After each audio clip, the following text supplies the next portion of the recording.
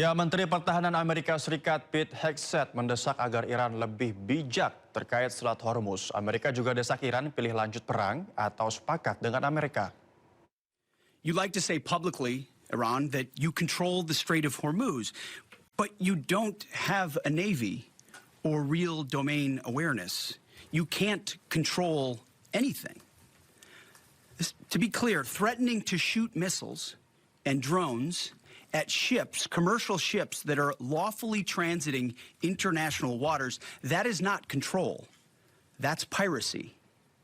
That's terrorism. But there is an alternative. As our negotiators have said, you, Iran, can choose a prosperous future, a golden bridge, and we hope that you do for the people of Iran. In the meantime, and for as long as it takes, we will maintain this blockade, successful blockade.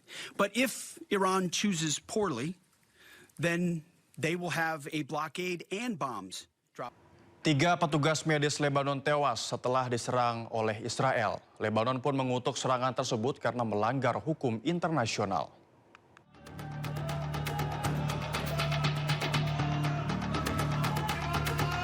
Puluhan orang berkumpul di Nabatiyah, Lebanon Selatan untuk memberikan penghormatan terakhir kepada Mahdi Abu Zaid, seorang petugas medis Lebanon yang tewas bersama rekan-rekannya saat bertugas. 3 petugas medis tewas dan 6 lainnya terluka dalam serangan yang diduga dilakukan Israel di kota Maifadoun. Para pelayat melakukan sholat jenazah dan membacakan ayat-ayat Al-Quran sebelum jenazah dimakamkan. من جديد يعني يثبت للعالم أن إسرائيل هي لا تراعي أي معايير وأي احترام للمواثيق الدولية. اليوم عم نزف شهيد كان عم يؤدي واجب إنساني. Sejak 2 Maret, 42 petugas medis tewas akibat serangan Israel. Lebanon pun mengutuk serangan tersebut karena melanggar hukum internasional.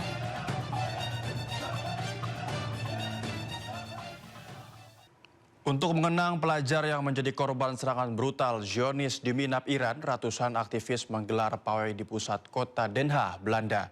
Para aktivis yang tergabung dalam aksi tersebut juga mengutuk serangan.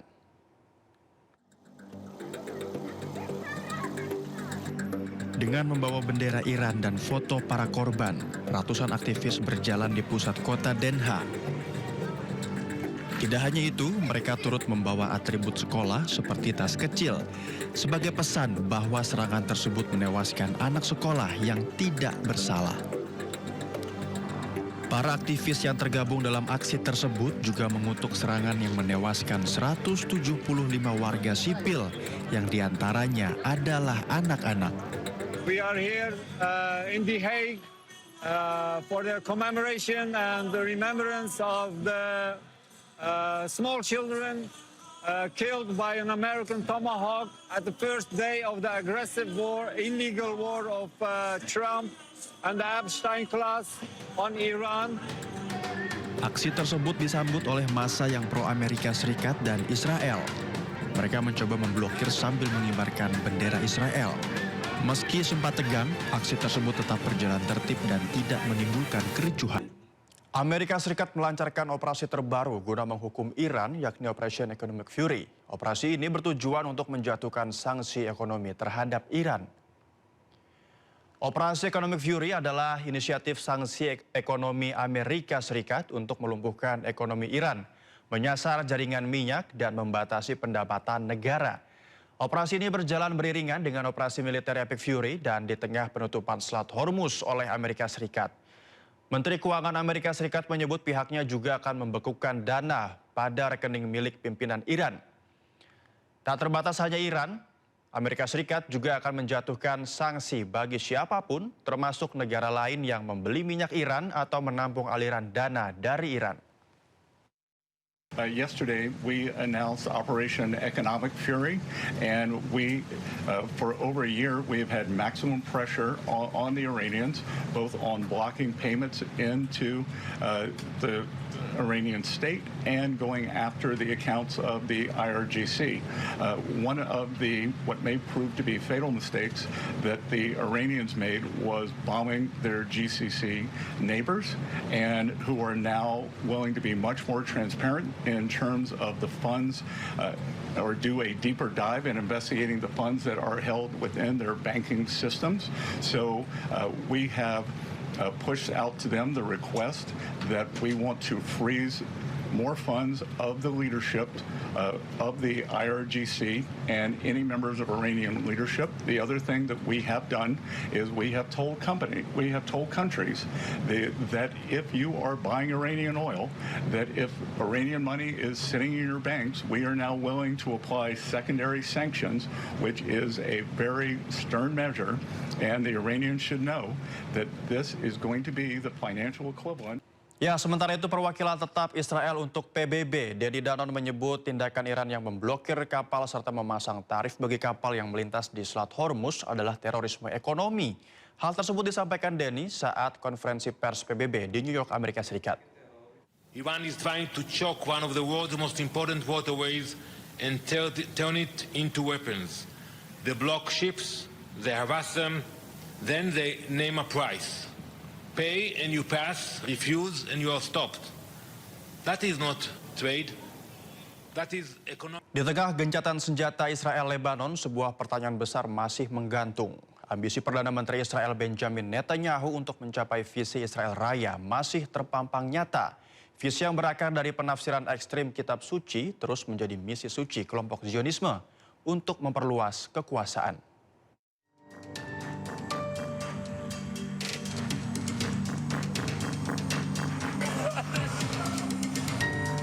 Ambisi Perdana Menteri Benjamin Netanyahu untuk mewujudkan visi Israel Raya kian terang-terangan di tengah eskalasi konflik di Gaza dan Lebanon. Netanyahu secara eksplisit menyebut misi ini sebagai tugas spiritual dan bersejarah yang harus dituntaskan demi kelangsungan bangsa. Sejarah mencatat visi Eretz Yisrael Hashlema atau Israel Raya berakar dari interpretasi kitab suci yang ekstrim dan gerakan Zionisme.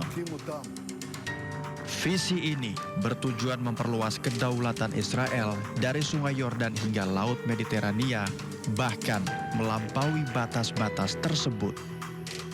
Tragedi Nakba tahun 1948 merupakan titik awal yang kelam di mana pengusiran massal 750.000 warga Palestina menjadi fondasi bagi perluasan wilayah Israel pertama. Peristiwa tersebut tidak hanya menciptakan krisis pengungsi abadi, tetapi juga upaya menghapus Palestina dari peta sejarah.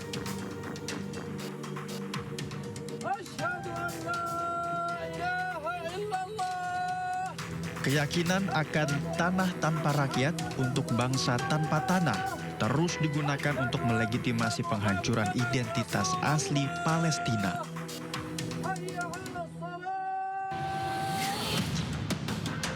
Pasca Perang 1967, pendudukan tepi barat dan Gaza memberikan momentum baru bagi kelompok ultranasionalis untuk menghidupkan kembali peta Israel Raya. Netanyahu kini memanfaatkan dukungan dari faksi sayap kanan ekstrim dalam kabinetnya untuk mempercepat aneksasi wilayah yang masih tersisa. Dengan peta baru yang sering dipamerkan di forum internasional, Israel di bawah Netanyahu tampak sedang menghapus garis batas Palestina secara permanen. Kritik menyebut kebijakan ini secara sengaja menghapus peluang solusi dua negara dan memicu siklus kekerasan tanpa akhir.